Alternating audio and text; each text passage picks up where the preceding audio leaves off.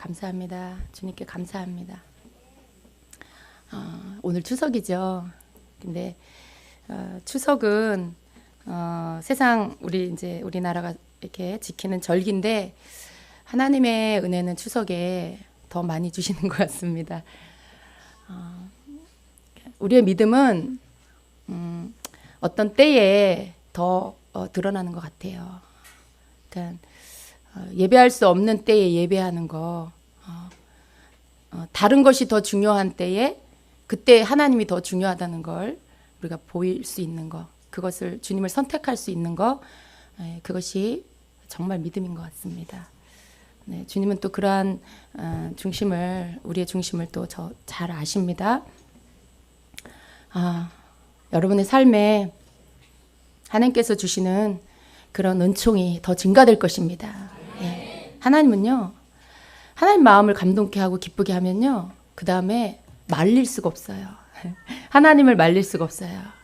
하나님 부어주시는 그 은혜와 은총이 정말 이렇게 넘치고 넘칩니다. 예.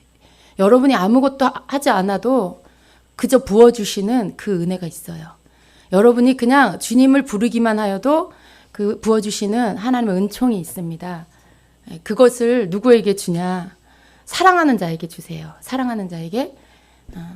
여러분이 하나님이 사랑하는 자가 되시면 그냥 이렇게 위로부터 그냥 내려오는 그 은총을 여러분이 경험하게 됩니다. 그 은총을 다 받으신 여러분 되길 축복합니다. 아멘. 우리 말씀 같이 보겠습니다. 로마서 8장입니다. 로마서 8장 13절부터 16절까지. 로마서 8장 13절부터 16절까지 한 목소리로 읽습니다. 너희가 육신대로 살면 반드시 죽을 것이로되 영으로서 몸의 행실을 죽이며 살리니 무릇 하나님의 영으로 인도함을 받은 사람은 곧 하나님의 아들이라. 너희는 다시 무서워하는 종의 영을 받지 아니하고 양자의 영을 받았으므로 우리가 아빠 아버지라고 부르짖느니라. 성령이 친히 우리의 영과 더불어 우리가 하나님의 자녀인 것을 증언하시나니. 아멘. 아멘. 성령님에 대해서 좀 우리가 나눌 것입니다. 여러분 성령 받았습니까? 네. 우리가 거듭났다라면 다 성령을 받았습니다. 거듭났다라는 말의 다른 말은 성령을 받았다라는 것이죠. 예. 그래서 거듭나는 것과 성령 받는 일은 동시에 일어나는 일입니다. 성령을 받았다면 그 사람 안에는 거듭났다면 그 사람 안에는 다 성령이 계시는 것이죠. 오늘 그 14절의 말씀은 무릇 하나님의 영으로 인도함을 받는 사람은 곧 하나님의 아들이라 이렇게 말씀해요. 하나님의 영, 곧 성령이시죠. 성령의 인도함을 받는 사람은 곧 하나님의 아들이다 이렇게 말씀해요. 이 아들이라는 표현 안에는 모든 자가 다 들어갑니다. 성경에는 딸도 그냥 다 아들이라 그래요. 자녀를 통틀어서 다 아들이라고 이렇게 말씀하십니다. 그래서 성령, 하나님의 영으로 인도함을 받는 사람은 하나님의 자녀라는 증거지요. 여러분 하나님의 자녀이십니까? 그렇다면 여러분 하나님의 영으로 인도함을 받고 계셔야 됩니다. 예, 그래요. 하나님의 영으로, 성령으로 인도함을 받고 계시는지 여러분이 다시 한번 좀 오늘 말씀을 통해서 점검되기를 원합니다. 여러분 성령님이 여러분에게서 멀리 계시는 분이 아닙니다. 성령님은 누구십니까? 삼위 하나님의 제3위이십니다. 성부 하나님, 성자 예수님, 성령 하나님. 그래서 성령님은 누구세요? 하나님이세요. 그분이 어디 계시냐 하면 바로 우리와 함께 계십니다. 예. 성령님은 하나님의 영이시고 또 예수님의 영이십니다. 예. 그 하나님이세요. 예. 그래서 그분이 우리에게, 예수를 믿는 우리에게, 우리가 거듭날 때 오셔서 우리가 하나님의 나라 갈 때까지 우리 이끌어 주십니다. 근데 우리가 그분과 함께 사는 법을 배워야 돼요. 여러분 성령님과 함께 살고 계시냐 하는 거예요. 성령님을 알아요.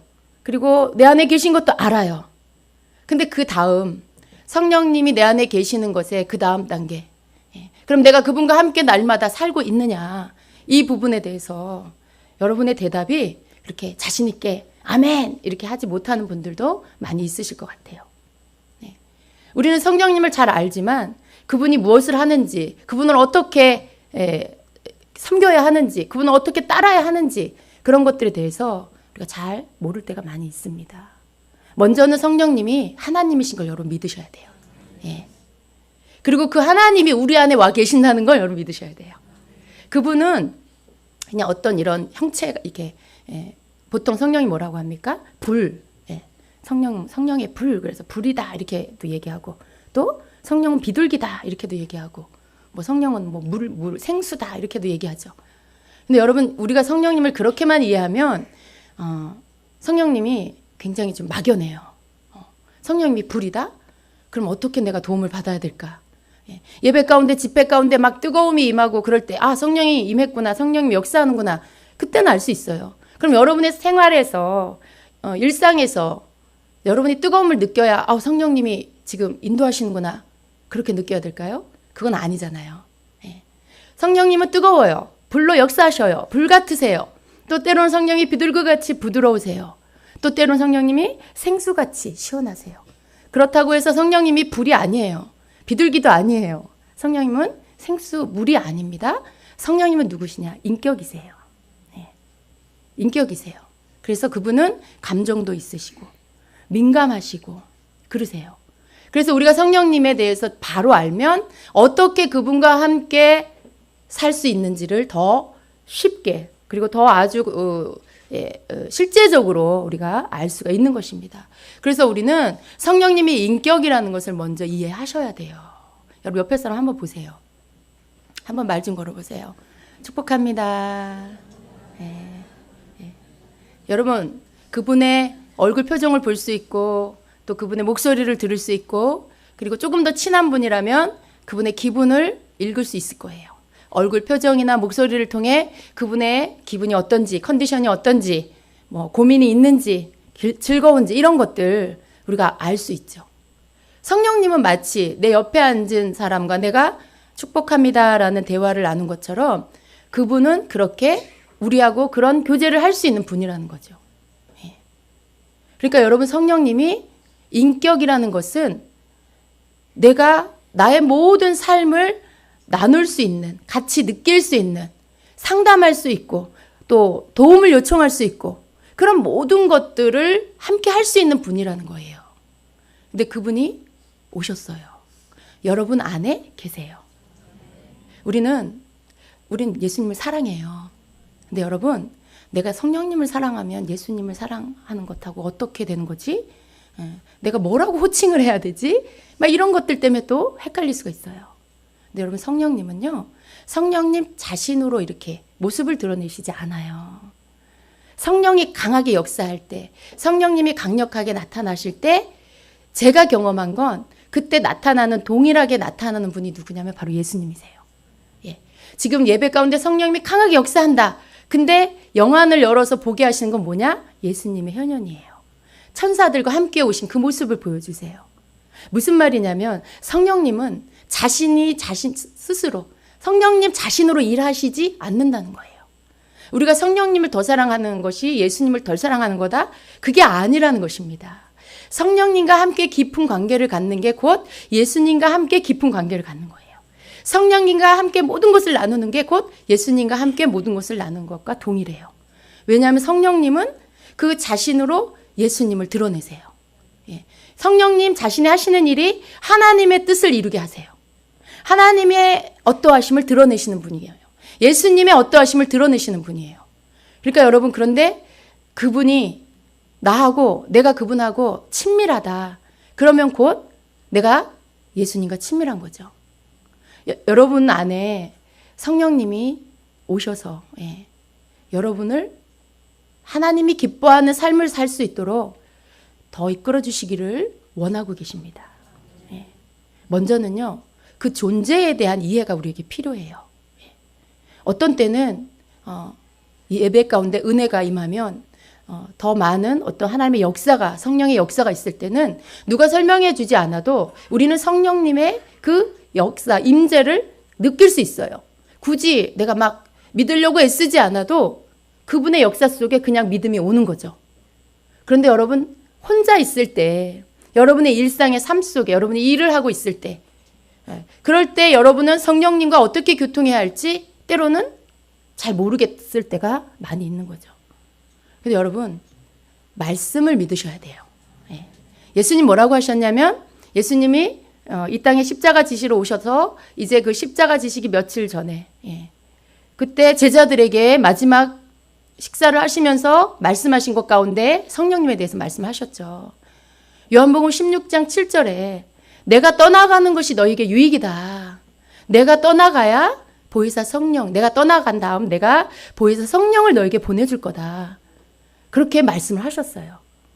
그리고 그분은 더 이상 이스라엘 갈릴리에만 거하시는 게 아니라 모든 믿는 자 안에, 모든 믿고 거듭난 자 안에서 예수의 영으로 함께하고 계시는 분인 거죠.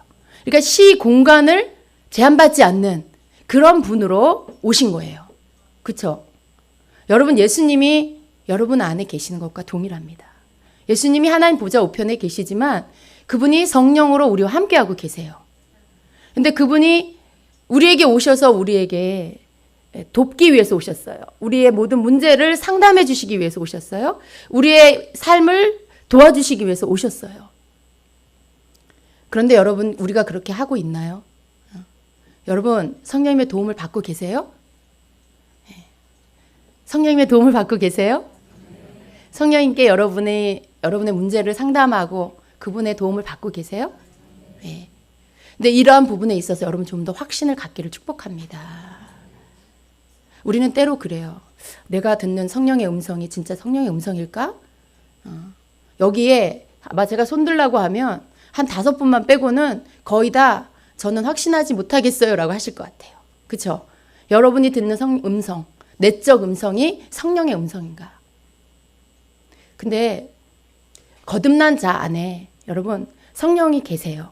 그리고 우리는 성령의 음성을 들을 수 있다라고 말씀하고 계세요. 근데 우리는 왜 확신하지 못할까요? 그것은 내 안에 하나님의 뜻대로 살지 않는 어떤 삶, 하나님의 뜻에 맞지 않는 어떤 그 생각, 태도, 어떤 이러한 것들이 우리 안에 남아서 성령의 음성과 나의 생각, 이 두 부분이 때로는 서로 막 뒤섞이고, 때로는 내 생각이 성령의 음성을 앞서서 나의 생각이 내 음성으로 성령의 음성처럼 내 앞에 들리고, 그러니까 이러한 것들이 나를 인도하지 못하는 것 같이 그렇게 확신할 수 없는 그러한 음성으로 우리에게 들려질 때가 많이 있는 것입니다. 근데 여러분, 성령님은요, 분명히 우리와 함께하고 계세요. 근데 우리가 성령님의 인도함을 온전히 받고 그분과 함께 사는 부분에 더 큰 확신을 갖기 위해서는 우리가 몇 가지를 좀 알아야 됩니다. 그것은 그분이 언제나 우리를 강권적으로 이끌어 주시는 분이 아니라는 걸 알아야 돼요. 성령님은 근심하는 분이, 근심할 수 있는 분이에요. 근심한다. 여러분, 부모님께 근심시켜 드리신 적 있으세요? 없으세요? 없는 척 하고 계시는데 여러분 다 아주 착한 그런 아들, 딸이셨어요? 학창 시절에 부모님 속 썩이지 않으셨나요? 근심케 하는 거, 속을 썩이는 거. 이 근심이라는 헬라어의 그 원뜻이요, 고통하다, 슬프다, 이런 슬픔, 이런 뜻이 있어요. 그러니까 우리가 성령을 근심케 한다라는 것은 성령을 슬프게 하고 고통스럽게 한다라는 것이죠. 근데 여러분, 우리가 성령님을 근심시킬 때 성령님은 일하지 않으세요. 성령님은 우리를 인도하시지 않으세요. 성령님은 그냥 아무것도 안 하세요. 그러니까 여러분이 우리가 성령님을 모시고도 여전히 우리가 알아서 살아야 되는 삶을 살고 있다라면 성령님을 우리가 근심시켜 그분으로 하여금 나를 온전히 도와주실 수 없도록 누가 그렇게 만든 거예요? 내가 그렇게 만든 거죠. 내가 그렇게 만든 거죠. 근데 우리가 왜 그럴까요? 잘 몰라서 그래요. 성령님을 근심시키는 거, 에베소서 4장 30절에 그렇게 말씀하고 있습니다. 하나님의 성령을 근심하게 하지 말라, 이렇게 말씀해요. 그 안에서 너희가 구원의 날까지 인치심을 받았느니라. 그런데 여기 이 에베소 4장 30절 전후를 보면요, 성령을 근심케 하는 어떤 행동들이 있다는 것을 우리가 알 수가 있습니다. 25절부터 이렇게 쭉 보면요, 그런즉 거짓을 버리고, 이렇게 말씀해요. 거짓을 버리고 각각 그 이웃과 더불어 참된 것을 말하라. 또 26절에는 분을 내어도 죄를 짓지 말며 해가 지도록 분을 품지 말고 마귀에게 틈을 주지 말라. 도둑질하는 자는 다시 도둑질하지 말고 또 더러운 말은 너희 입 밖에 내지도 말고. 네. 그러면서 30절에 가서 하나님의 성령을 근심하게 하지 말라 이렇게 말씀하시고요. 또 30절을 지나 31절에 보니까 모든 악독과 노함과 분냄과 떠드는 것과 비방하는 것을 모든 악의와 함께 버리고 이렇게 말씀해요.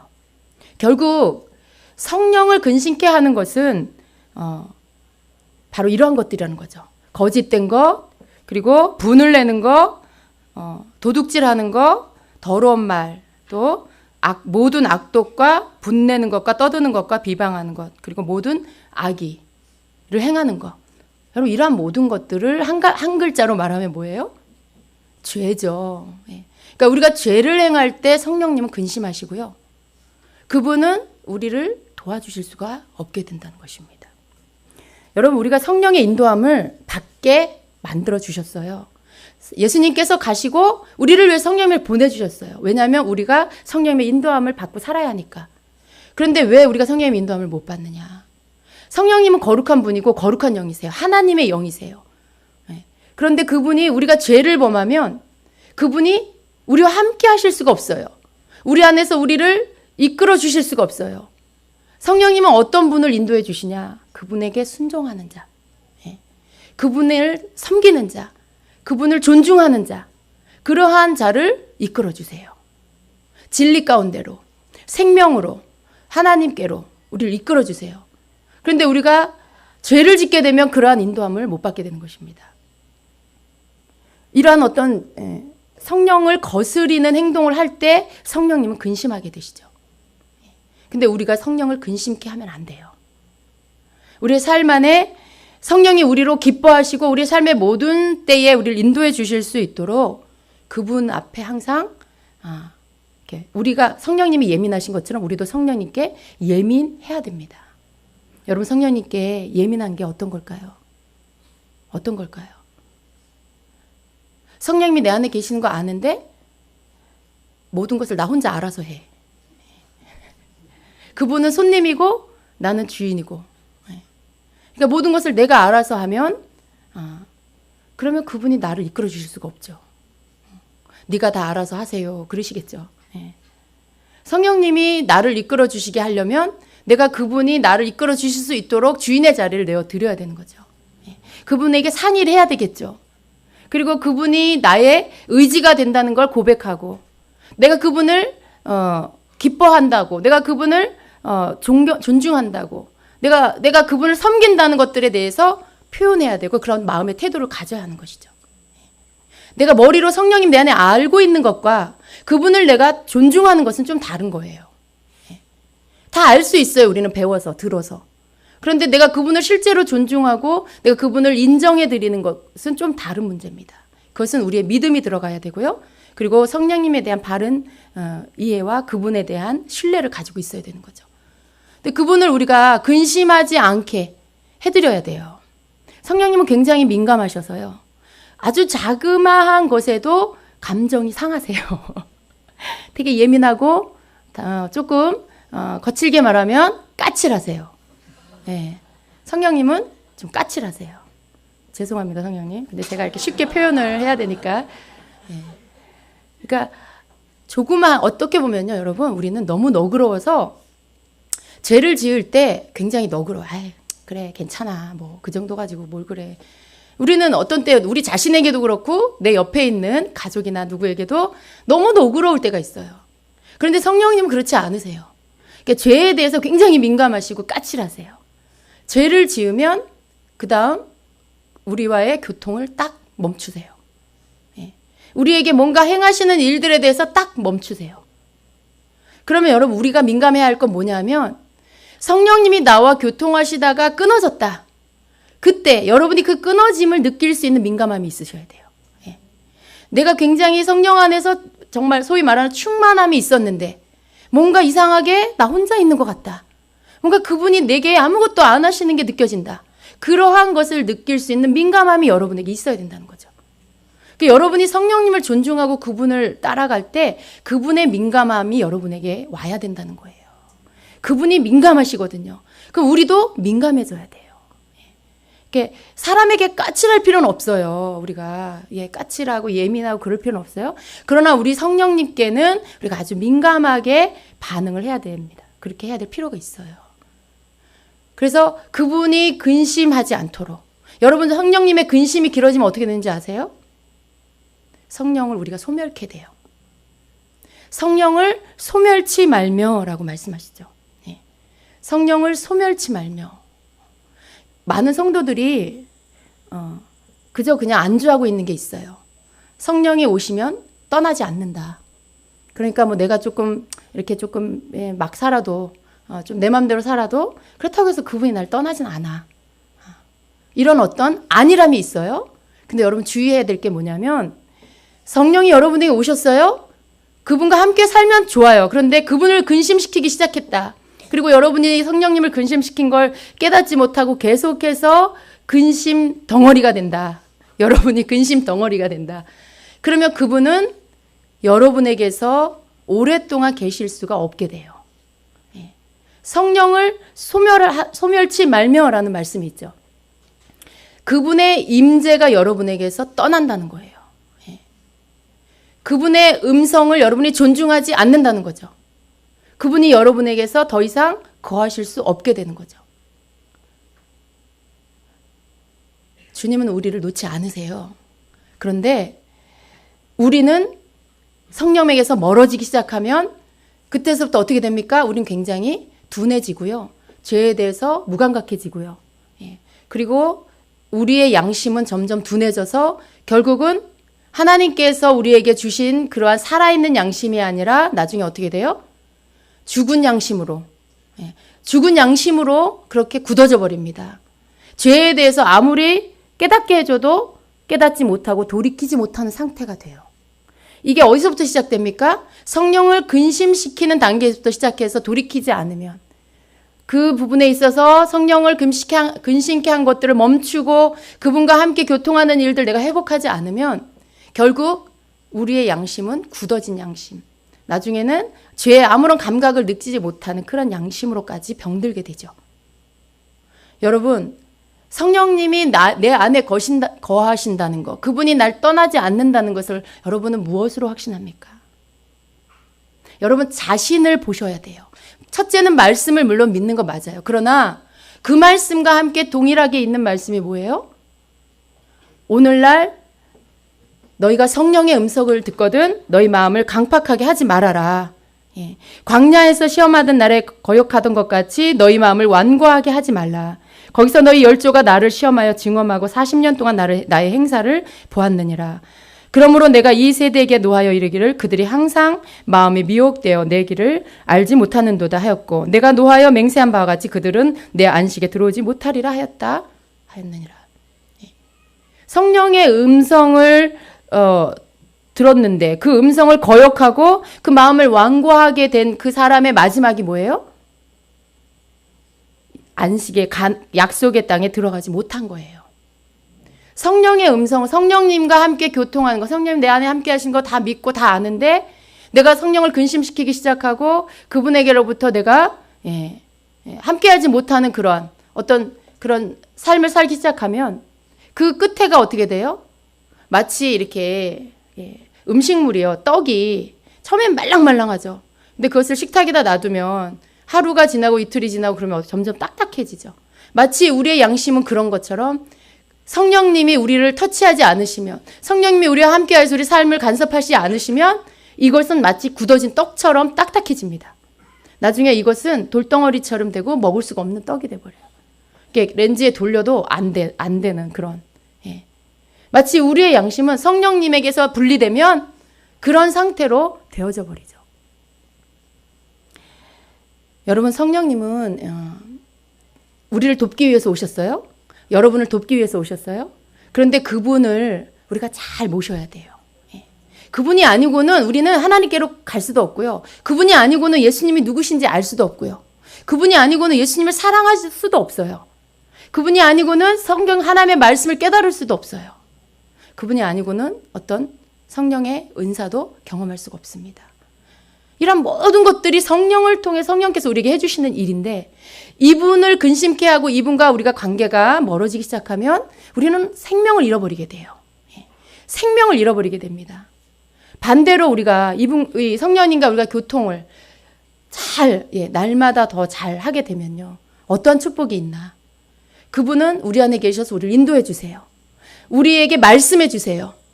여러분이 묻는 것들에 대해서 여러분이 성령을 근심시키지 않고 사는 삶을 살 때, 여러분이 성령님께 뭔가를 의뢰하고 묻고, 그분 앞에 여러분의 문제를 아뢰고, 그분 앞에 여러분의 상담거리를 아뢰면 그분이 여러분에게 대답해 주시는 분, 말씀해 주시는 분, 여러분의 문제거리에 상담해 주시는 분이세요. 그러니까 이 부분이 어떤 목사님이나 어떤 전도사님이나 어떤 은사자에게만 있는 일이 아니라, 성령이 오신 이후에는 모든 거듭난 모든 크리스찬들에게 그렇게 해주시는 그러한 성령의 임재라는 거예요. 그분의 우리 안에 계심, 그분의 내주라는 거죠. 그렇기 때문에 그 성령을 받은 자가 받는 그 축복은요, 사실은 굉장히 놀라운 것을 받은 거라는 걸 아셔야 돼요. 그러니까 우리가 힘이 없고 약해질 때가 있어요. 그러나 우리는 성령 안에서 회복할 수 있어요. 우리는 다윗과 같은 그런 기도를 드려야 돼요. 다윗과 같이. 다윗이 뭐라고 기도했습니까? 그 킹제임스 성경으로 시편 51편 11편에 주의 임재로부터 나를 내어쫓지 마시고 주의 거룩한 영을 내게서 거두지 마시옵소서, 이렇게 곧 기도하죠. 다윗이 범죄한 후에 회개하면서 드렸던 기도예요. 주의 임재로부터 나를 내어쫓지 마시고, 그리고 주의 거룩한 영을 내게서 거두지 말아주세요. 성령을 내게서 거두지 말아주세요. 주의 임재 안에서 나를 내어쫓지 말아주세요. 이게 여러분, 성령 받은 그리스도인에게 있어서 가장 중요한 거예요. 여러분, 우리에게 있어서 가장 중요한 성령이 함께 하심, 나를 예수님을 알게 해주시고, 예수님을 만나게 해주시고, 예수님을 사랑하게 해주시고, 예수님 말씀대로 살게 해주시는 그분이 우리를 돕기 위해서 오셨다는 거. 그리고 그분의 인도하심을 여러분이 받을 수 있다는 거. 그분의 내적 음성을 여러분이 들을 수 있다는 걸 믿으십시오. 여러분이 음성을 듣기 위해서 꼭 누군가를 찾아가야 되는 게 아니라 여러분 안에 계시는 분께 들을 수 있어요. 근데 왜 안 들어요? 못 믿어요. 그죠? 믿을 수가 없어. 도대체 성령님인지 아니면 그 걔인지 아니면 난지, 그죠? 알 수가 없어. 믿을 수가 없으니까 그냥 기도 많이 하는 목사님한테 가서 여쭤보자, 그렇게 이야기하죠. 근데 여러분, 그거 자체가 성령님을 근심케 하는 거예요. 사실 물론 필요해요. 어느 때 여러분이 뭔가에 음성을 받았어, 응답을 받았는데 이거 하나로는 내가 이걸 확신할 수 없을 때 여러분이 받은 응답을 가지고 또 다른 분에게 가서 다시 한번 의뢰함으로 같은 응답이 있는지 확증받는, 그런 차원에서는 또 다른 사람에게, 그분에게 말씀하신 성령의 음성을 들을 필요가 있어요. 그런데 아무것도 하지 않고 무조건 다른 사람에게 가서 그분을 통해서 성령의 음성을 들으려고 한다. 그러면 여러분, 그것 자체가 성령을 근심시키는 거예요. 성령님은 여러분과 함께 교통하기 위해서 오셨고요. 그걸 여러분에게 축복으로 주신 거예요. 예수님이 우리에게 해주신 일 가운데 가장 우리에게 큰 축복이 된 게 뭐냐면, 우리의 죄를 담당해 주시고 이제는 그분이 우리 밖에 계시는 게 아니라 우리 안으로 들어오실 수 있도록 그 문을 열어주셨다는 거죠.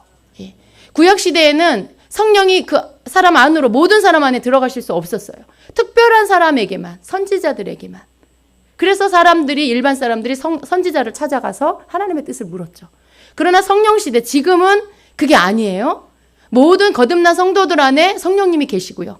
그분이 각 사람의 삶을 인도해주고 계세요. 마치 구약시대 선지자가 성도들을 인도해준 것처럼. 그렇기 때문에 여러분이 해야 될 건 뭐냐? 여러분이 성령을 근심시키지 않은 삶을 살면서 그분과 교통하는 거예요. 여러분의 모든 일들을 그분과 상의하는 거예요. 그분 앞에 의뢰하는 거예요. 그리고 그분의 음성을 듣는 겁니다. 그분의 음성을 듣는 건 기다림이 필요해요. 그분의 음성을 듣는 건 여러분이 믿음이 필요해요. 너무 급한 성격, 너무 급한 마음으로 주님이 금방 말씀하시지 않는다고 휙 떠나버리지 마시기 바랍니다. 성령님의 그 응답이 올 때까지 여러분이 기다리시고요. 그리고 여러분의 중심을 어떻게 그분께 집중할 수 있는지를 배우세요. 여러분의 산만한 모든 생각들을 어떻게 그분께 집중할 수 있는지를 훈련하세요. 그러한 모든 것들은 여러분으로 하여금 성령님과 잘 교통할 수 있도록 도와주십니다. 그래서 그분은요, 언제 가장 기뻐하시냐? 그분을 존중해 드릴 때, 그분이 왜 오셨는지 우리가 알고 거기에 맞게끔 우리가 그분을 존중하고 그분이 해야 할 일들을 그분에게 맡겨서 우리가 살아갈 때, 그때 그분이 가장 기뻐하세요. 피곤하신데 성령님 그냥 계세요. 제가 다 할게요. 그러면 그분이 기뻐하실 것 같죠? 절대 안 기뻐하세요. 성령님 이거는 뭐예요? 이거는 뭐예요? 네. 질문을 많이 하는 것을 좋아하십니다. 도울 것이 많이 있으실 때 좋아하세요. 상담거리를 받으실 때 좋아하세요. 대기하고 계시다가 우리가 뭔가 성령님 도와주세요 요청할 때 기뻐하세요. 그러니까 그분이 얼마나 우리를 돕기 위해서 기다리고 계시는지를 우리가 더 많이 깨달아야 되겠습니다. 우리는 늘 성령님 믿으면서도 알면서도 그분을 그냥 손님처럼 그냥 계시게 할 때가 너무 많았어요. 근데 제가 이번 주 중에 갑자기 주님이 이 부분에 대해서 저한테 다시 새롭게 조명을 해주셨어요. 늘 주님을 부르면서 기도하고 주님을 부르면서 이렇게 어떤 그런 묵상을 하고 그럴 때 성령님에 대한 어떤 인식이 약해져 있는 것을 주님이 말씀하시고요. 성령님에 대한 부분들을 성도들이 더 많이 인식하지 않으면 좀 더 활력 있고 더 능력 있는 삶을 살 수가 없다. 주님과의 사랑의 교제는 하지만 삶 속에 어떤 돌파하여 나아가는 어떤 하나님의 능력을 경험하는 것들은 약해질 수밖에 없다. 그 이상이다. 성령이 하시는 일은 지금 성도들이 경험하는 것보다 그 이상의 그 놀라운 것들을 삶 가운데 경험할 수 있다. 그것을 가르쳐라 그러셨어요. 제가 기회가 되면 또 더 하겠습니다. 구체적으로. 근데 여러분 성령님과 예수님을 우리가 별개로 생각하면 안 돼요. 물론 분명히 삼위 하나님의 예수님과 성령님은 각각 다른 일을 하세요. 그러나 하나님 안에서 성부 하나님과 예수님과 성령님의 그 삼위 안에 그 모든 하시는 일들은 온전히 하나로 일하신다는 거. 하나로 일하신다는 거. 그래서 삼위일체예요. 분명히 삼위가 있으신데 하나시라는 거죠. 그래서 우리는 예수님과 성령님을 너무 동떨어지게 생각할 필요가 없어요. 우리가 성령님을 존중하고 그분을 섬기는 게 곧 예수님을 존중하고 예수님을 섬기는 거고요. 그러나 성령님 안에서 우리 안에 오셔서 우리를 이끌어 주시는 그 놀라운 그 권능의 하나님을 우리는 더 많이 우리의 삶 가운데 그분이 나타나실 수 있도록 우리가 그렇게 해드려야 된다는 것을 알아야 되겠습니다. 우리는 성령님이 어떤 분인지를 더 알기를 좀 더 구해야 돼요. 그분이 근심하시는 일, 그래서 우리를 떠나고 우리가 성령을 소멸케 하는 일들 우리 어떤 것이 있는지 그것들 우리가 끊어버려야 됩니다. 남을 이렇게 미워하는 거, 또 남에게 이렇게 정죄하고 비방하는 말, 이런 말, 우리의 생각, 우리의 행동, 이런 모든 것들이요 성령님을 소멸케 합니다. 우리는요, 우리가 성령님을 근식했다는 걸 깨달았을 때 즉시로 해야 될 게 뭐냐면 바로 회개예요. 회개는 묵혔다가 하는 게 아니에요. 죄를 깨달은 그 즉시로 하는 게 회개입니다. 그렇게 해서 빨리빨리 성령님이 근심하지 않도록 해드려야 돼요. 그분은 멀리 계신 게 아니잖아요. 우리 안에 계시잖아요. 근데 내가 뭔가를 죄를 졌는데 잘못했는데 이걸 묵혔다가 주일날 가서 교회 가서 기도해야 되겠다. 이분은 여기서 괴로워하고 계속 근심하고 계세요. 죄를 깨달으면 바로 즉시로 회개하는 게 그분을 근심하지 않게 하는 겁니다. 그게 여러분이 성령님과 교통하는 것에 막힘이 없게 하는 방법이에요. 그런 어떤 자그마한 것부터 여러분이 성령님과의 관계 안에서 그분과 막히지 않도록 회복할 수 있는 것들을 계속해서 하시기 바랍니다. 여러분 삶 속에 어떤 문제가 있습니까? 먼저는 그분께 의뢰하세요. 그분은 우리를 정말 도와주시려는 목적, 그 하나로 그 사역을 위해서 이 땅에 오신 분이에요. 우리가 그분과 좀 더 친밀한 관계를 갖고요. 우리가 그분 앞에 더 많이 내 문제를 맡겨야 되겠습니다. 우리가 그분 앞에 내 장래를 맡겨야 되겠어요. 성령님 나를 인도해 주세요. 모든 때에 우리와 동행해 줄 수 있는 사람은 아무도 없어요. 그죠? 아무리 부모가 자녀를 사랑해도 모든 때에 그 아이와 함께 동행해 줄 수는 없어요. 그러나 성령님은 여러분이 시험장에 가서 시험 볼 때도 함께 해주실 수 있으세요. 네. 그런 어떤 내 아주 지극히 개인적인 일까지도 성령께서 여러분을 도와주실 수 있음을 믿으십시오. 네, 믿으십시오. 밤에 자는데 무섭다. 혼자 자는데 악몽을 꾼다. 여러분 그때 누가 여러분을 도와줄 수 있어요? 성령님이 여러분을 도와줄 수 있습니다. 여러분이 그분을 부르고 요청하면 그분이 여러분을 그 즉시로 도와줄 수 있어요. 근데 여러분에게 믿음이 필요해요. 네. 믿지 않으면서 그냥 하는 거는 별로 능력이 없어요. 성령님이 나를 도와주시는 분이라는 걸 믿고 여러분이 그 일을 행하면, 그분을 부르면, 그러면 성령님이 여기서 하십니다. 그렇게 여러분의 모든 삶 속에서 그분과 함께 그분의 도우심 가운데 여러분이 그렇게 승리하는 삶을 살아가시길 축복합니다. 눌리지 마세요. 여러분이 어떤 그런 외로움이나 이런 거에 빠지지 마세요. 왜 외로워요? 내가 혼자라고 생각하니까 외롭죠. 외로움이 찾아오면 눌리게 돼 있어요. 모든 일을 내가 알아서 해야 된다라는 생각을 하면 눌리게 돼 있어요. 그러나 아닙니다. 성령님이 여러분을 돕기 위해 와 계세요. 그분이 하나님의 뜻대로 여러분 살 수 있도록 도와주시는 분이에요. 그분이 하나님 말씀에 순종할 수 있게 도와주시는 분이에요. 여러분 능력으로 안 돼요. 여러분이 가진 힘으로는 하나님의 말씀에 순종하기 어려워요. 성령, 내가 하나님 말씀에 순종할 수 있게 도와주세요. 하나님, 내가 하나님의 뜻 가운데 걸어갈 수 있도록 날 이끌어주세요. 우리의 의지를 그분께 드려서 그분이 나를 인도해 가실 수 있게 할 때 그분이 하나님의 뜻대로 우리가 살 수 있도록 도와주십니다. 그래서 성령님과 함께 여러분이 어디에 있든 무엇을 하든 그분과 함께 하시고 그분의 도우심을 받아서, 우리 주님 멀리 계시는 게 아니에요.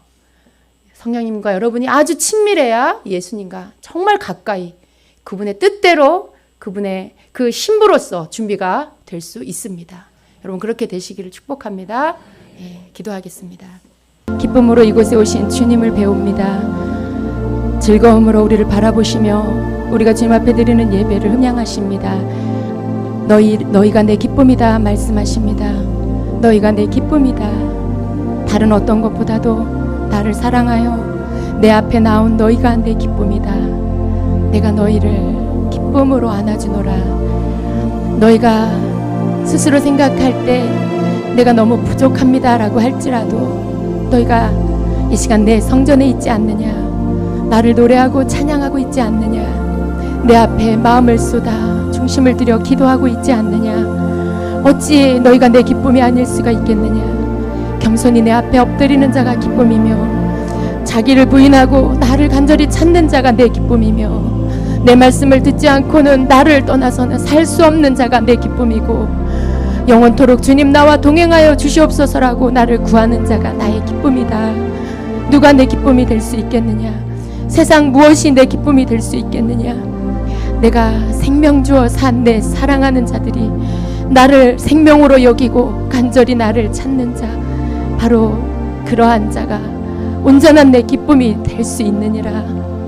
내가 너희와 함께하는 것을 기뻐한다, 즐거워한다. 세상은 헛된 것에 절하고 우상을 숭배하지만 너희는 내 앞에 나와 경배하고 내 이름을 높이고 내가 너희의 구주라고 너희의 주님이라고 너희는 그렇게 고백하고 있지 않느냐. 감사하라. 이것을 아는 것이 축복이라. 이것을 아는 것이 축복이라. 참된 신을 아는 것이 축복이고 참된 신의 자녀가 되는 것이 축복이고 너희를 위해 피 흘려 생명 준 구주를 너희가 아는 것이 축복이고 나를 주라 부르는 것이 너희에게 축복이다. 알지 못하는 어리석은 자들은 헛된 거, 썩어 없어질 것, 피조된 것에 절하고 더럽고 헛된 귀신에게 절하는 일들을 멈추지 않고 있다.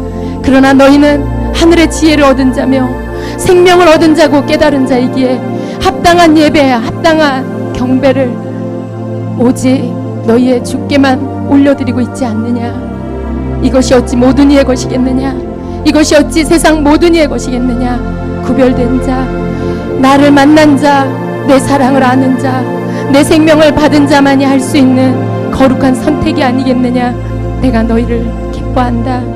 나를 선택하며 다른 어떤 것보다도 예배에 주님 만나는 일에 하나님의 말씀을 듣는 일에 너희들의 삶에 우선을 두는 너희를 내가 너무나 기뻐하고 기뻐한다. 너희의 예배가 세상을 변화시킬 것이고 너희의 예배가 너희의 주변을 변화시킬 것이니 오늘 너희가 잠시 받는 환난이 있다 할지라도 너희는 그 환난에 굴하지 말아라. 나는 나를 경배하는 자를 반드시 승리하게 할 것이니 내가 그를 통하여 내 이름이 높임을 받고 영광을 받을 것이다. 많은 이들 앞에서 나를 높이는 이를 통해 내가 그를 통해 내 영광을 드러낼 것이고 모든 이가 내 영광을 볼 수 있도록 그래서 그 영광 앞에 엎드릴 수 있는 통로가 되도록 내가 그를 사용할 것이라.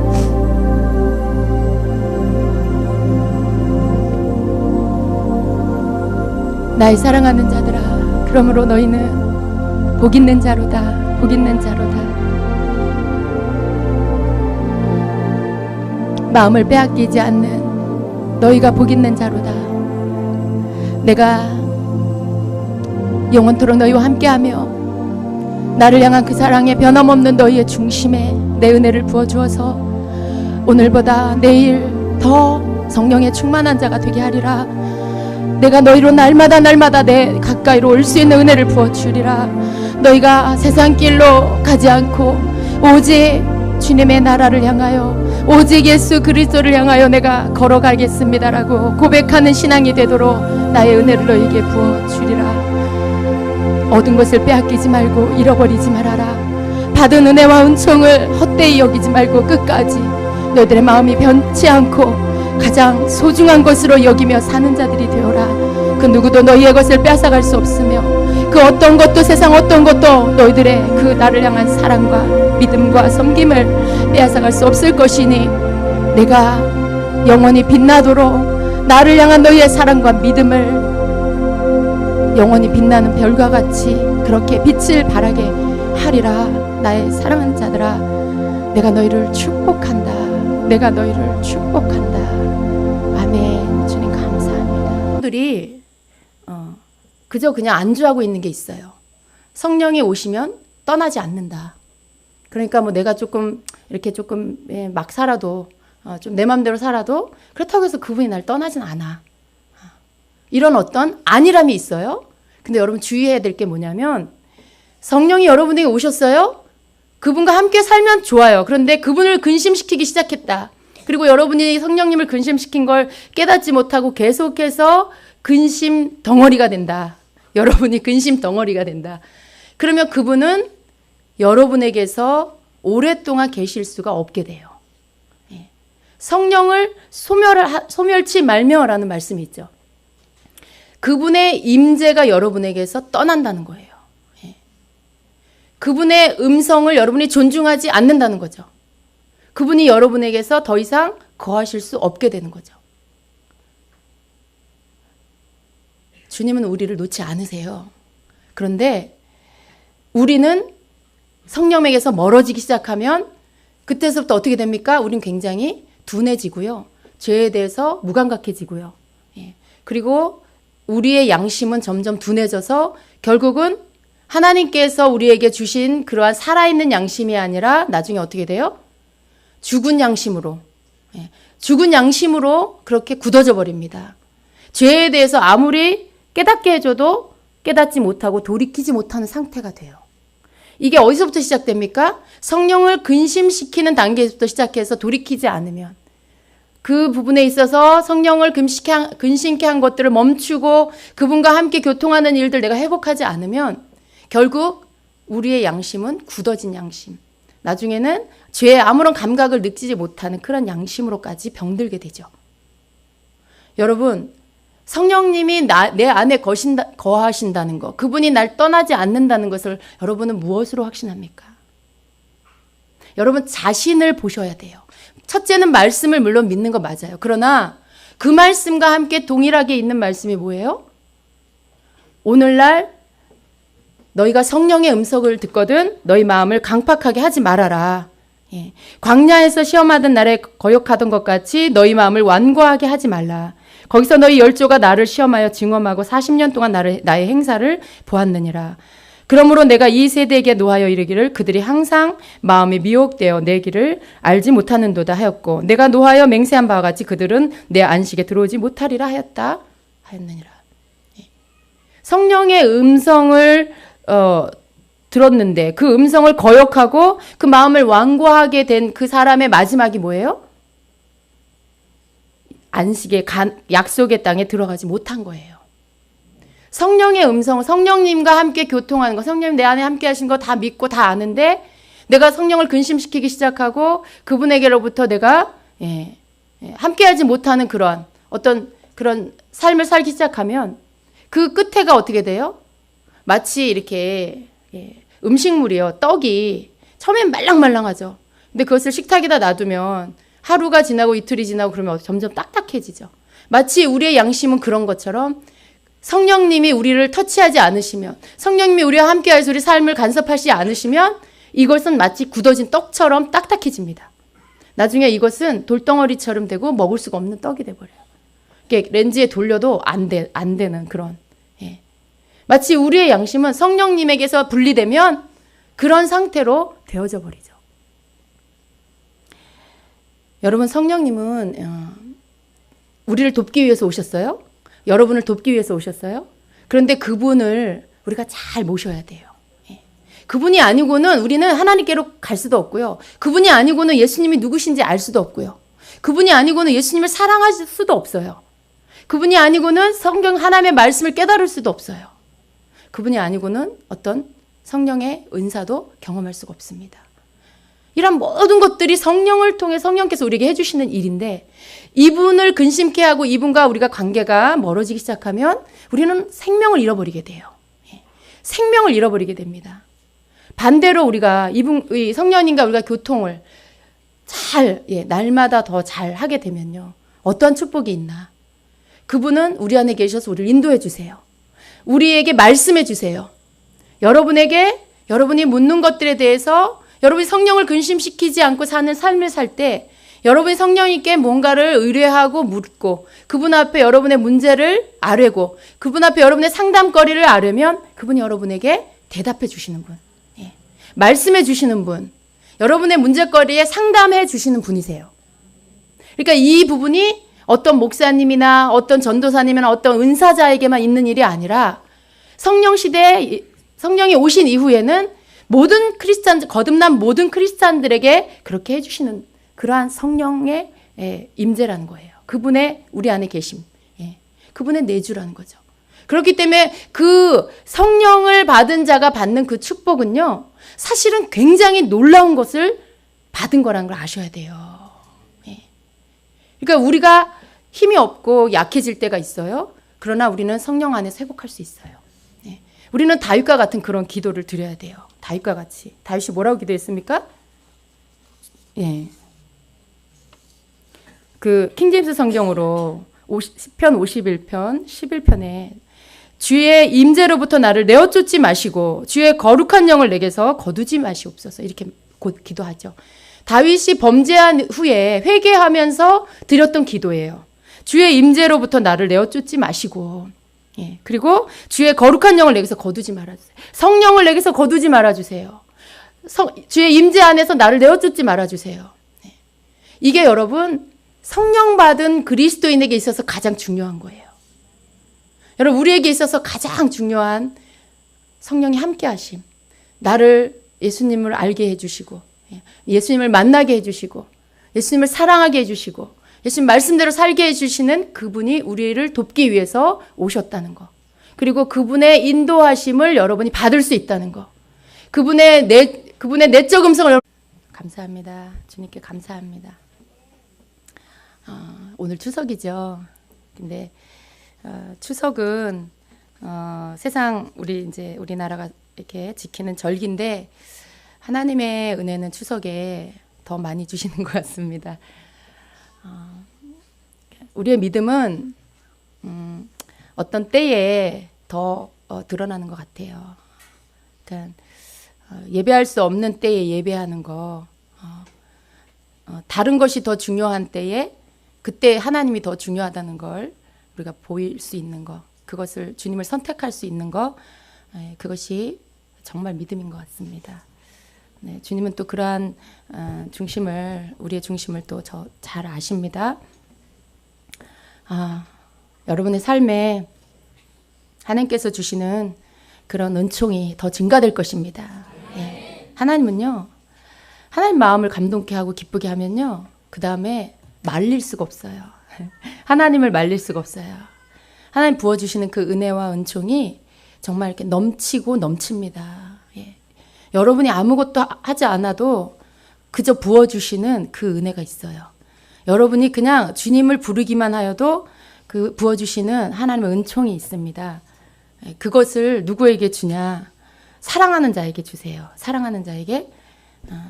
여러분이 하나님이 사랑하는 자가 되시면 그냥 이렇게 위로부터 그냥 내려오는 그 은총을 여러분이 경험하게 됩니다. 그 은총을 다 받으신 여러분 되길 축복합니다. 아멘. 우리 말씀 같이 보겠습니다. 로마서 8장입니다. 로마서 8장 13절부터 16절까지. 로마서 8장 13절부터 16절까지 한 목소리로 읽습니다. 너희가 육신대로 살면 반드시 죽을 것이로되 영으로서 몸의 행실을 죽이며 살리니 무릇 하나님의 영으로 인도함을 받은 사람은 곧 하나님의 아들이라. 너희는 다시 무서워하는 종의 영을 받지 아니하고 양자의 영을 받았으므로 우리가 아빠 아버지라고 부르짖느니라. 성령이 친히 우리의 영과 더불어 우리가 하나님의 자녀인 것을 증언하시나니. 아멘. 아멘. 성령님에 대해서 좀 우리가 나눌 것입니다. 여러분 성령 받았습니까? 네. 우리가 거듭났다라면 다 성령을 받았습니다. 거듭났다라는 말에 다른 말은 성령을 받았다라는 것이죠. 예. 그래서 거듭나는 것과 성령 받는 일은 동시에 일어나는 일입니다. 성령을 받았다면 그 사람 안에는 거듭났다면 그 사람 안에는 다 성령이 계시는 것이죠. 오늘 그 14절의 말씀은 무릇 하나님의 영으로 인도함을 받는 사람은 곧 하나님의 아들이라 이렇게 말씀해요. 하나님의 영, 곧 성령이시죠. 성령의 인도함을 받는 사람은 곧 하나님의 아들이다 이렇게 말씀해요. 이 아들이라는 표현 안에는 모든 자가 다 들어갑니다. 성경에는 딸도 그냥 다 아들이라 그래요. 예. 자녀를 통틀어서 다 아들이라고 이렇게 말씀하십니다.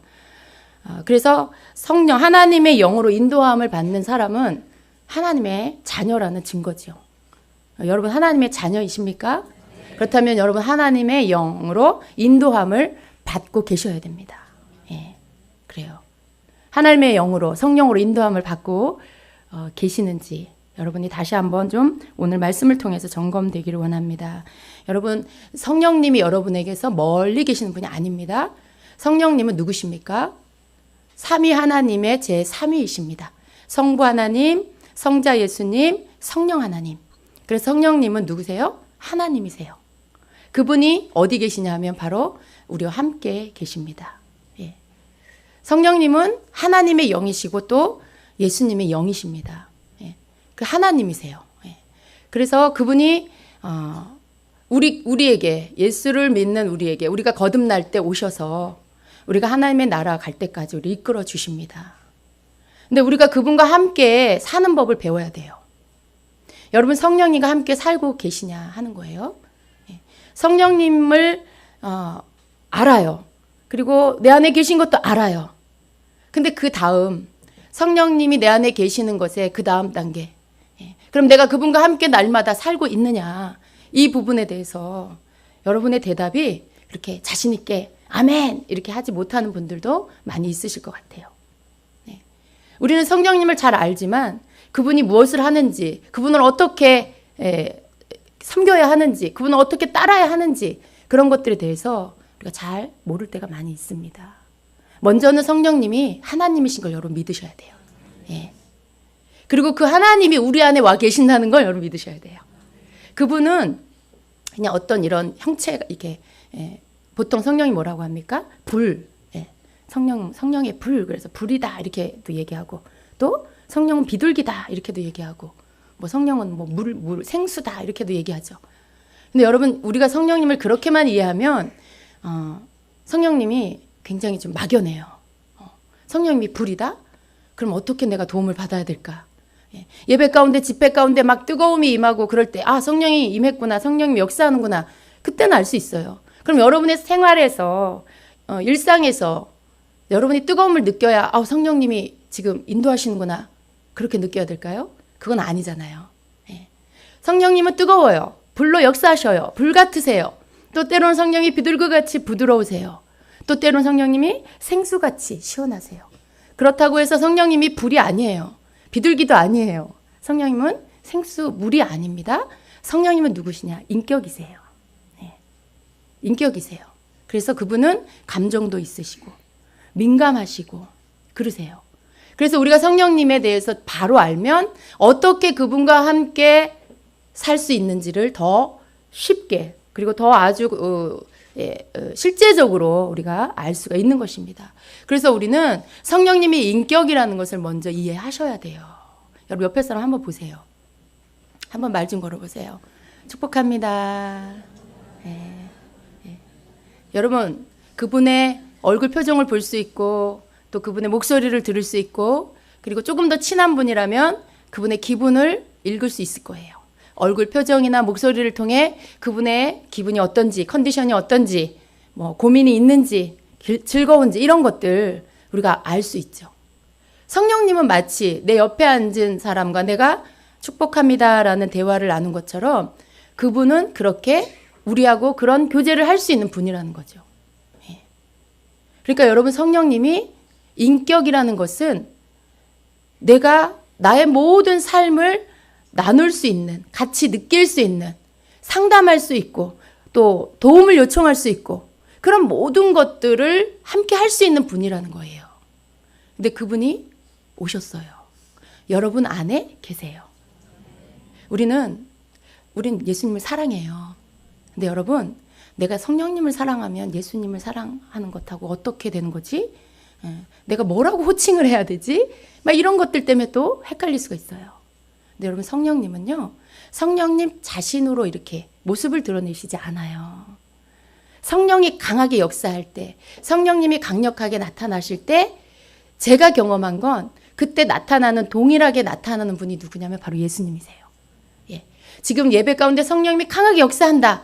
근데 영안을 열어서 보게 하시는 건 뭐냐? 예수님의 현현이에요. 천사들과 함께 오신 그 모습을 보여주세요. 무슨 말이냐면 성령님은 자신 스스로 성령님 자신으로 일하시지 않는다는 거예요. 우리가 성령님을 더 사랑하는 것이 예수님을 덜 사랑하는 거다? 그게 아니라는 것입니다. 성령님과 함께 깊은 관계를 갖는 게 곧 예수님과 함께 깊은 관계를 갖는 거예요. 성령님과 함께 모든 것을 나누는 게 곧 예수님과 함께 모든 것을 나누는 것과 동일해요. 왜냐하면 성령님은 그 자신으로 예수님을 드러내세요. 성령님 자신이 하시는 일이 하나님의 뜻을 이루게 하세요. 하나님의 어떠하심을 드러내시는 분이에요. 예수님의 어떠하심을 드러내시는 분이에요. 그러니까 여러분 그런데 그분이 나하고 내가 그분하고 친밀하다. 그러면 곧 내가 예수님과 친밀한 거죠. 여러분 안에 성령님이 오셔서 여러분을 하나님이 기뻐하는 삶을 살 수 있도록 더 이끌어 주시기를 원하고 계십니다. 먼저는요. 그 존재에 대한 이해가 우리에게 필요해요. 어떤 때는 예배 가운데 은혜가 임하면 더 많은 어떤 하나님의 역사가 성령의 역사가 있을 때는 누가 설명해 주지 않아도 우리는 성령님의 그 역사, 임재를 느낄 수 있어요. 굳이 내가 막 믿으려고 애쓰지 않아도 그분의 역사 속에 그냥 믿음이 오는 거죠.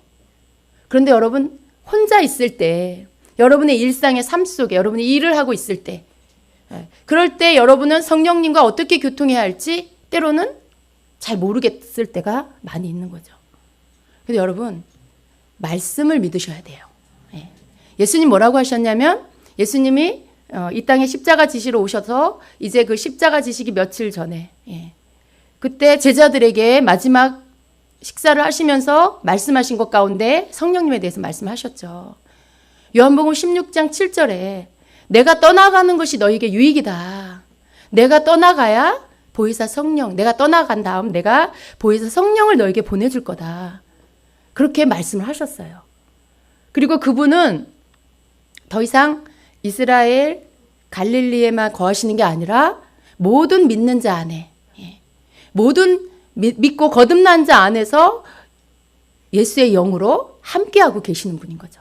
그러니까 시 공간을 제한받지 않는 그런 분으로 오신 거예요. 그렇죠? 여러분, 예수님이 여러분 안에 계시는 것과 동일합니다. 예수님이 하나님 보좌 우편에 계시지만 그분이 성령으로 우리와 함께하고 계세요.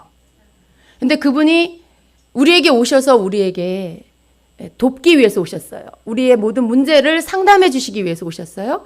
우리의 삶을 도와주시기 위해서 오셨어요. 그런데 여러분, 우리가 그렇게 하고 있나요? 여러분, 성령님의 도움을 받고 계세요? 성령님의 도움을 받고 계세요? 성령님께 여러분의 문제를 상담하고 그분의 도움을 받고 계세요? 네. 근데 이러한 부분에 있어서 여러분 좀 더 확신을 갖기를 축복합니다. 우리는 때로 그래요. 내가 듣는 성령의 음성이 진짜 성령의 음성일까? 여기에 제가 손들라고 하면 한 5분만 빼고는 거의 다 저는 확신하지 못하겠어요 라고 하실 것 같아요. 그렇죠? 여러분이 듣는 음성, 내적 음성이 성령의 음성인가? 근데 거듭난 자 안에 여러분 성령이 계세요. 그리고 우리는 성령의 음성을 들을 수 있다라고 말씀하고 계세요. 근데 우리는 왜 확신하지 못할까요?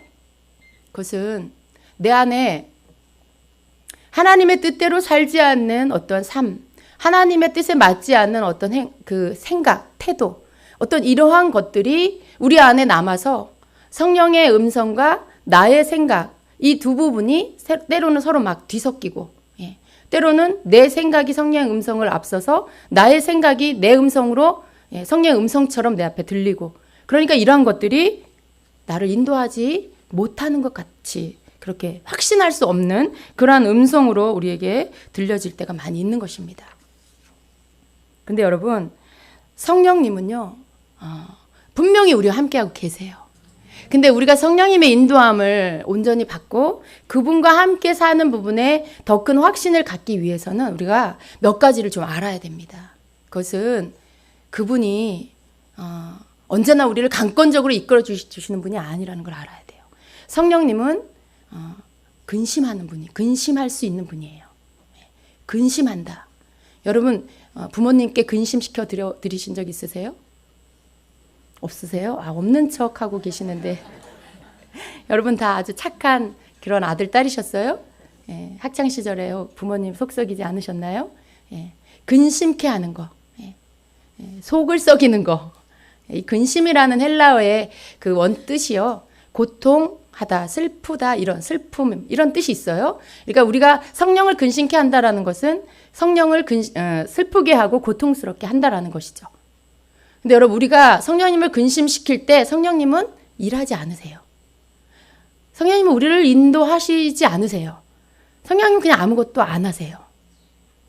그러니까 여러분이 우리가 성령님을 모시고도 여전히 우리가 알아서 살아야 되는 삶을 살고 있다라면 성령님을 우리가 근심시켜 그분으로 하여금 나를 온전히 도와주실 수 없도록 누가 그렇게 만든 거예요? 내가 그렇게 만든 거죠. 내가 그렇게 만든 거죠. 근데 우리가 왜 그럴까요? 잘 몰라서 그래요. 성령님을 근심시키는 거, 에베소서 4장 30절에 그렇게 말씀하고 있습니다. 하나님의 성령을 근심하게 하지 말라, 이렇게 말씀해요. 그 안에서 너희가 구원의 날까지 인치심을 받았느니라. 그런데 여기 이 에베소 4장 30절 전후를 보면요, 성령을 근심케 하는 어떤 행동들이 있다는 것을 우리가 알 수가 있습니다. 25절부터 이렇게 쭉 보면요, 그런즉 거짓을 버리고, 이렇게 말씀해요. 거짓을 버리고 각각 그 이웃과 더불어 참된 것을 말하라. 또 26절에는 분을 내어도 죄를 짓지 말며 해가 지도록 분을 품지 말고 마귀에게 틈을 주지 말라. 도둑질하는 자는 다시 도둑질하지 말고, 또 더러운 말은 너희 입 밖에 내지도 말고. 그러면서 30절에 가서 하나님의 성령을 근심하게 하지 말라, 이렇게 말씀하시고요. 또 30절을 지나 31절에 보니까 모든 악독과 노함과 분냄과 떠드는 것과 비방하는 것을 모든 악의와 함께 버리고, 이렇게 말씀해요. 결국 성령을 근심케 하는 것은 바로 이러한 것들이라는 거죠. 거짓된 것, 그리고 분을 내는 것, 도둑질하는 것, 더러운 말, 또 모든 악독과 분내는 것과 떠드는 것과 비방하는 것, 그리고 모든 악의를 행하는 것. 여러분, 이러한 모든 것들을 한 글자로 말하면 뭐예요? 죄죠. 예. 그러니까 우리가 죄를 행할 때 성령님은 근심하시고요. 그분은 우리를 도와주실 수가 없게 된다는 것입니다. 여러분, 우리가 성령의 인도함을 받게 만들어 주셨어요. 예수님께서 가시고 우리를 위해 성령을 보내주셨어요. 왜냐하면 우리가 성령의 인도함을 받고 살아야 하니까. 그런데 왜 우리가 성령의 인도함을 못 받느냐? 성령님은 거룩한 분이고 거룩한 영이세요. 하나님의 영이세요. 그런데 그분이 우리가 죄를 범하면 그분이 우리와 함께 하실 수가 없어요. 우리 안에서 우리를 이끌어 주실 수가 없어요. 성령님은 어떤 분을 인도해 주시냐? 그분에게 순종하는 자, 그분을 섬기는 자, 그분을 존중하는 자, 그러한 자를 이끌어 주세요. 진리 가운데로, 생명으로, 하나님께로 우리를 이끌어 주세요. 그런데 우리가 죄를 짓게 되면 그러한 인도함을 못 받게 되는 것입니다. 이러한 어떤 성령을 거스리는 행동을 할 때 성령님은 근심하게 되시죠. 근데 우리가 성령을 근심케 하면 안 돼요. 우리의 삶 안에 성령이 우리로 기뻐하시고 우리 삶의 모든 때에 우리를 인도해 주실 수 있도록 그분 앞에 항상 이렇게 우리가 성령님이 예민하신 것처럼 우리도 성령님께 예민해야 됩니다. 여러분, 성령님께 예민한 게 어떤 걸까요? 어떤 걸까요? 성령님이 내 안에 계시는 거 아는데 모든 것을 나 혼자 알아서 해. 그분은 손님이고 나는 주인이고. 그러니까 모든 것을 내가 알아서 하면 그러면 그분이 나를 이끌어 주실 수가 없죠. 네가 다 알아서 하세요. 그러시겠죠. 성령님이 나를 이끌어 주시게 하려면 내가 그분이 나를 이끌어 주실 수 있도록 주인의 자리를 내어 드려야 되는 거죠. 그분에게 상의를 해야 되겠죠. 그리고 그분이 나의 의지가 된다는 걸 고백하고 내가 그분을 기뻐한다고, 내가 그분을 존중한다고, 내가 그분을 섬긴다는 것들에 대해서 표현해야 되고 그런 마음의 태도를 가져야 하는 것이죠. 내가 머리로 성령님 내 안에 알고 있는 것과 그분을 내가 존중하는 것은 좀 다른 거예요. 다 알 수 있어요. 우리는 배워서, 들어서. 그런데 내가 그분을 실제로 존중하고 내가 그분을 인정해 드리는 것은 좀 다른 문제입니다. 그것은 우리의 믿음이 들어가야 되고요. 그리고 성령님에 대한 바른 이해와 그분에 대한 신뢰를 가지고 있어야 되는 거죠. 근데 그분을 우리가 근심하지 않게 해드려야 돼요. 성령님은 굉장히 민감하셔서요. 아주 자그마한 것에도 감정이 상하세요. 되게 예민하고 조금 거칠게 말하면 까칠하세요. 네. 성령님은 좀 까칠하세요. 죄송합니다, 성령님. 근데 제가 이렇게 쉽게 표현을 해야 되니까. 네. 그러니까 어떻게 보면요, 여러분, 우리는 너무 너그러워서 죄를 지을 때 굉장히 너그러워. 아이, 그래, 괜찮아. 뭐 그 정도 가지고 뭘 그래. 우리는 어떤 때 우리 자신에게도 그렇고 내 옆에 있는 가족이나 누구에게도 너무 너그러울 때가 있어요. 그런데 성령님은 그렇지 않으세요. 그러니까 죄에 대해서 굉장히 민감하시고 까칠하세요. 죄를 지으면 그 다음 우리와의 교통을 딱 멈추세요. 우리에게 뭔가 행하시는 일들에 대해서 딱 멈추세요. 그러면 여러분, 우리가 민감해야 할 건 뭐냐면 성령님이 나와 교통하시다가 끊어졌다. 그때 여러분이 그 끊어짐을 느낄 수 있는 민감함이 있으셔야 돼요. 내가 굉장히 성령 안에서 정말 소위 말하는 충만함이 있었는데 뭔가 이상하게 나 혼자 있는 것 같다. 뭔가 그분이 내게 아무것도 안 하시는 게 느껴진다. 그러한 것을 느낄 수 있는 민감함이 여러분에게 있어야 된다는 거죠. 그러니까 여러분이 성령님을 존중하고 그분을 따라갈 때 그분의 민감함이 여러분에게 와야 된다는 거예요. 그분이 민감하시거든요. 그럼 우리도 민감해져야 돼요. 사람에게 까칠할 필요는 없어요. 우리가 까칠하고 예민하고 그럴 필요는 없어요. 그러나 우리 성령님께는 우리가 아주 민감하게 반응을 해야 됩니다. 그렇게 해야 될 필요가 있어요. 그래서 그분이 근심하지 않도록, 여러분 성령님의 근심이 길어지면 어떻게 되는지 아세요? 성령을 우리가 소멸케 돼요. 성령을 소멸치 말며라고 말씀하시죠. 성령을 소멸치 말며. 많은 성도들을 들을 수 있다는 걸 믿으십시오. 네. 여러분이 음성을 듣기 위해서 꼭 누군가를 찾아가야 되는 게 아니라 여러분 안에 계시는 분께 들을 수 있어요. 근데 왜 안 들어요? 못 믿어요. 그죠? 네. 믿을 수가 없어. 도대체 성령님인지 아니면 그 개인지 아니면 난지, 그죠? 알 수가 없어. 믿을 수가 없으니까 그냥 기도 많이 하는 목사님한테 가서 여쭤보자. 그렇게 이야기하죠. 근데 여러분 그거 자체가 성령님을 근심케 하는 거예요. 사실 물론 필요해요. 어느 때 여러분이 뭔가에 음성을 받았어. 응답을 받았는데 이거 하나로는 내가 이걸 확신할 수 없을 때 여러분이 받은 응답을 가지고 또 다른 분에게 가서 다시 한번 의뢰함으로 같은 응답이 있는지 확증받는 그런 차원에서는 또 다른 사람에게 그분에게 말씀하신 성령의 음성을 들을 필요가 있어요. 그런데 아무것도 하지 않고 무조건 다른 사람에게 가서 그분을 통해서 성령의 음성을 들으려고 한다. 그러면 여러분 그것 자체가 성령을 근심시키는 거예요. 성령님은 여러분과 함께 교통하기 위해서 오셨고요. 그걸 여러분에게 축복으로 주신 거예요. 예수님이 우리에게 해주신 일 가운데 가장 우리에게 큰 축복이 된 게 뭐냐면 우리의 죄를 담당해 주시고 이제는 그분이 우리 밖에 계시는 게 아니라 우리 안으로 들어오실 수 있도록 그 문을 열어주셨다는 거죠. 구약시대에는 성령이 그 사람 안으로 모든 사람 안에 들어가실 수 없었어요. 특별한 사람에게만, 선지자들에게만. 그래서 일반 사람들이 선지자를 찾아가서 하나님의 뜻을 물었죠. 그러나 성령시대, 지금은 그게 아니에요.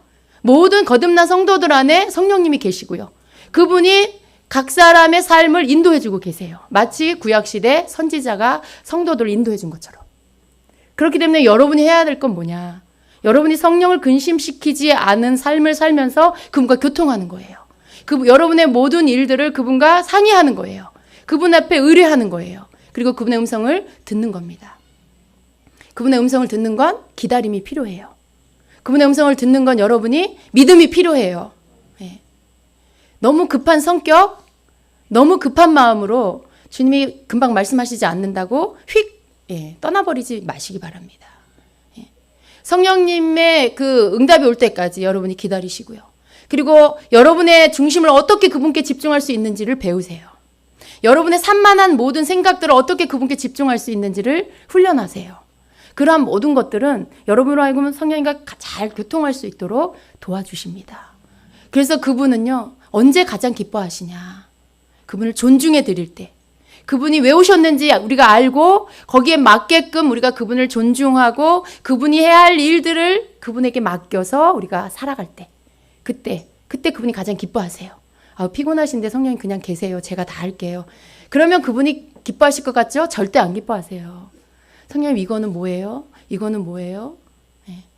질문을 많이 하는 것을 좋아하십니다. 도울 것이 많이 있으실 때 좋아하세요. 상담거리를 받으실 때 좋아하세요. 대기하고 계시다가 우리가 뭔가 성령님 도와주세요 요청할 때 기뻐하세요. 그러니까 그분이 얼마나 우리를 돕기 위해서 기다리고 계시는지를 우리가 더 많이 깨달아야 되겠습니다. 우리는 늘 성령님 믿으면서도 알면서도 그분을 그냥 손님처럼 그냥 계시게 할 때가 너무 많았어요. 근데 제가 이번 주 중에 갑자기 주님이 이 부분에 대해서 저한테 다시 새롭게 조명을 해주셨어요. 늘 주님을 부르면서 기도하고 주님을 부르면서 이렇게 어떤 그런 묵상을 하고 그럴 때 성령님에 대한 어떤 인식이 약해져 있는 것을 주님이 말씀하시고요.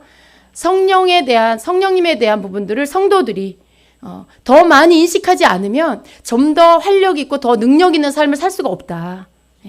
주님과의 사랑의 교제는 하지만 삶 속에 어떤 돌파하여 나아가는 어떤 하나님의 능력을 경험하는 것들은 약해질 수밖에 없다. 그 이상이다. 성령이 하시는 일은 지금 성도들이 경험하는 것보다 그 이상의 그 놀라운 것들 삶 가운데 경험할 수 있다. 그것을 가르쳐라 그러셨어요. 제가 기회가 되면 또 더 하겠습니다. 구체적으로. 근데 여러분 성령님과 예수님을 우리가 별개로 생각하면 안 돼요. 물론 분명히 삼위 하나님의 예수님과 성령님은 각각 다른 일을 하세요. 그러나 하나님 안에서 성부 하나님과 예수님과 성령님의 그 삼위 안에 그 모든 하시는 일들은 온전히 하나로 일하신다는 거. 하나로 일하신다는 거예요. 그래서 삼위일체예요. 분명히 삼위가 있으신데 하나시라는 거죠. 그래서 우리는 예수님과 성령님을 너무 동떨어지게 생각할 필요가 없어요. 우리가 성령님을 존중하고 그분을 섬기는 게 곧 예수님을 존중하고 예수님 섬기는 거고요. 그러나 성령님 안에서 우리에게 우리 안에 오셔서 우리를 이끌어 주시는 그 놀라운 그 권능의 하나님을 우리는 더 많이 우리의 삶 가운데 그분이 나타나실 수 있도록 우리가 그렇게 해드려야 된다는 것을 알아야 되겠습니다. 우리는 성령님이 어떤 분인지를 더 알기를 좀 더 구해야 돼요. 그분이 근심하시는 일, 그래서 우리를 떠나고 우리가 성령을 소멸케 하는 일들 우리 어떤 것이 있는지 그것들 우리가 끊어버려야 됩니다. 남을 이렇게 미워하는 거, 또 남에게 이렇게 정죄하고 비방하는 말, 이런 말, 우리의 생각, 우리의 행동, 이런 모든 것들이요 성령님을 소멸케 합니다. 우리는요, 우리가 성령님을 근심했다는 걸 깨달았을 때 즉시로 해야 될 게 뭐냐면 바로 회개예요. 회개는 묵혔다가 하는 게 아니에요. 죄를 깨달은 그 즉시로 하는 게 회개입니다. 그렇게 해서 빨리빨리 성령님이 근심하지 않도록 해드려야 돼요. 그분은 멀리 계신 게 아니잖아요. 우리 안에 계시잖아요. 근데 내가 뭔가를 죄를 졌는데 잘못했는데 이걸 묵혔다가 주일날 가서 교회 가서 기도해야 되겠다. 이분은 여기서 괴로워하고 계속 근심하고 계세요. 죄를 깨달으면 바로 즉시로 회개하는 게 그분을 근심하지 않게 하는 겁니다. 그게 여러분이 성령님과 교통하는 것에 막힘이 없게 하는 방법이에요. 그런 어떤 자그마한 것부터 여러분이 성령님과의 관계 안에서 그분과 막히지 않도록